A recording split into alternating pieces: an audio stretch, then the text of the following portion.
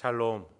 오늘도 하나님 말씀 앞에 나오신 여러분 환영합니다. 우리 함께 기도하겠습니다. 하나님, 오늘도 우리에게 귀한 말씀 주시니 감사합니다. 이 말씀을 통해서 오늘도 우리의 삶이 더 명쾌해지고 확신으로 가득 찬 인생이 되게 하소서. 이 말씀을 깨달을 수 있는 은혜 오늘 허락하여 주셔서 우리 안에 용기와 소망과 확신으로 가득 찰 수 있도록 이 시간에 주님 허락하여 주시옵소서. 예수님의 이름으로 기도했습니다. 아멘.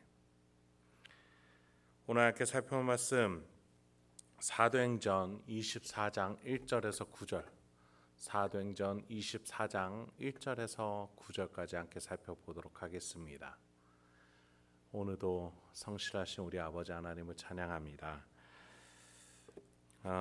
예수님께서는 고난과 환난 가운데로 바울을 계속해서 부르고 계십니다. 그에게 지지를 보내시며 더 담대하라고까지 말씀하실 정도였습니다.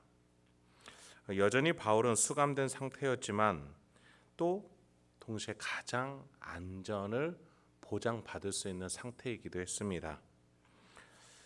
그러나 로마로 가는 길이 쉽게 보이지는 않는데 과연 우리 주님께서는 성령 충만한 자를 어떻게 사역하게 하시는지 계속해서 살펴보도록 하겠습니다. 1절부터 4절 먼저 보죠. 닷새 후에 대제사장 아나니아가 어떤 장로들과 한 변호사 더둘로와 함께 내려와서 총독 앞에서 바울을 고발하니라. 바울을 부르매 더둘로가 고발하여 이르되 벨릭스 각하여, 우리가 당신을 힘입어 태평을 누리고 또 이 민족이 당신의 성견으로 말미암아 여러 가지로 개선된 것을 우리가 어느 모양으로나 어느 곳에서나 크게 감사하나이다. 당신을 더 괴롭게 아니하려 하여 우리가 대강 여짜옵나니 관용하여 들으시기를 원하나이다. 예루살렘에 있는 유대인들은 어떻게든 바울을 잡고자 온갖 술수를 썼죠.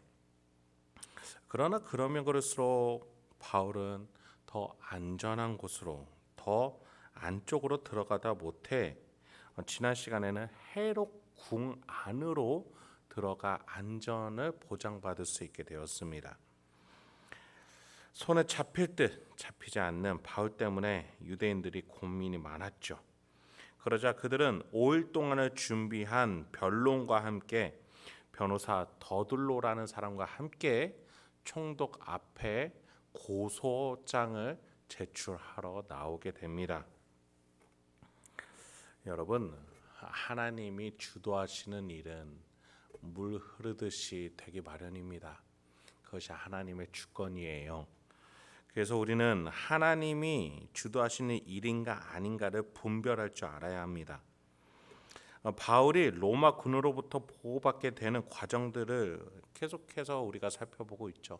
바울이 딱히 뭘 하지 않아도 그의 몸을 하나님이 어떻게 지켜주시는지를 우리는 살펴봤습니다.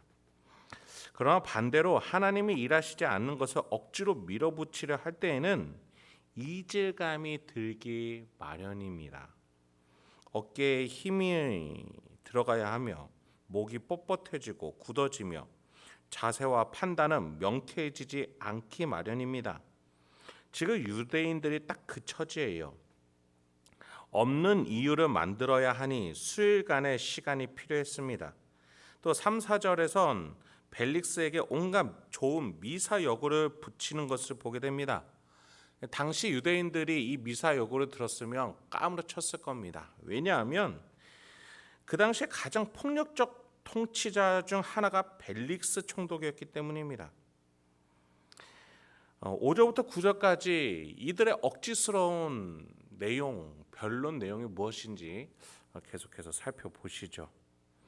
우리가 보니 이 사람은 전염병 같은 자라 천하에 흩어진 유대인을 다 소유하게 하는 자요, 나사렛 이단의 우두머리라.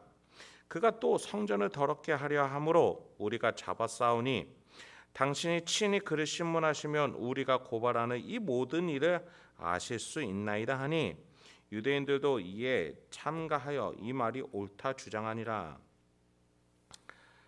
그들은 바울을 향해서 전염병 같은 자라고 말했습니다. 그 말은 바울의 영향력이 대단했음을, 좀 더 들어가면 바울이 전하고 있는 부활 예수의 교리가 얼마나 영향력 있는지를 반증해주고 있는 꼴이 됩니다. 그래서인지 그들은 흩어진 유대인에게까지 영향을 미쳤다라고까지 말해줘요. 그것이 그들이 바울을 고소하는 첫 번째 죄목이었습니다. 소요를 일으킨다라는 것이었죠. 여러분, 이들이 나타내는 억지스러움은 마치 예수님을 고발하려고 했던 유대인, 특히 예루살렘의 무리와 너무나도 비슷해 보입니다. 그때에 고발하기를 자신들에게는 사형의 권한이 없으니 로마군이 재판해 줄 것을 요청하기도 하면서 예수를 풀어주는 대신에 강도 바라바를 풀어주라고, 예수는 사형을 시키라고 또 요구하기도 했습니다. 얼마나 모순적이고 이중적인 태도였습니까?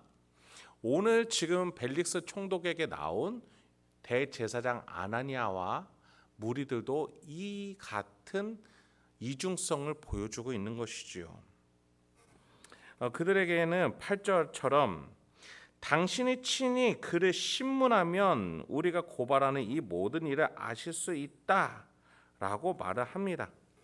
바울을 신문해달라고 말합니다. 그러면서도 자신들은 정확하게 바울의 죄목이 무엇인지 말해주지 않고 있어요.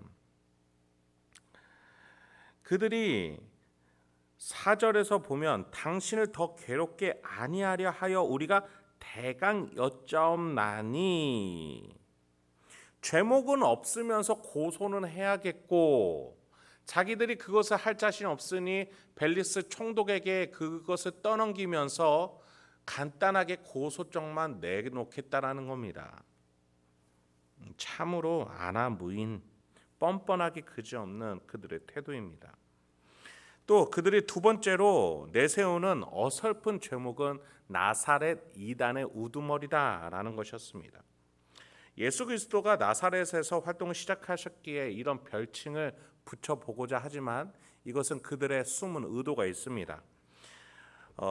나사렛이라는 도시는 지금 벨릭스의 다스리는 영내에 있는 도시입니다. 나사렛에서 이단이 시작이 됐다. 이 이단의 우두머리는 바울이다. 즉 벨릭스가 불안해야 한다.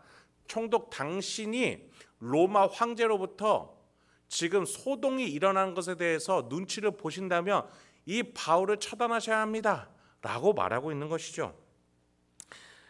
여러분, 사실상 그 기독교, 그리스도교의 지금 중심지는 예루살렘이었습니다. 모든 리더들이 예루살렘에 있었죠. 그런데 이들은 애써 바울을 지목하면서 나사렛 이단이라고 별칭을 붙이고 있는 겁니다. 더 나아가 바울을 향해서 이단이라고 말을 하려면 바울이 구약과 선지자들의 말을 부정했던 것을 근거로 대야 하지만 그들은 그러지도 않고 있습니다. 마지막으로 세 번째로 그들이 고소한 내용은 성전을 더럽게 한다는 것이었습니다. 그런데 여러분, 우리가 지난번에 살펴봤던 것 같이 바울은 예루살렘 교회 리더 야고보의 요청을 들어서 나실인 예법, 그 결례, 즉 예식을 진행하는 데 있어서 자신의 비용을 대면서 그 예식을 진행해 왔던 것처럼 유대인 관습과 풍습, 율법을 존중하는 태도를 보여주었죠. 이 말 또한 모순입니다. 그는 성전을 더럽히지도 않았고 또 유대인 풍습을 무시하지도 않았습니다.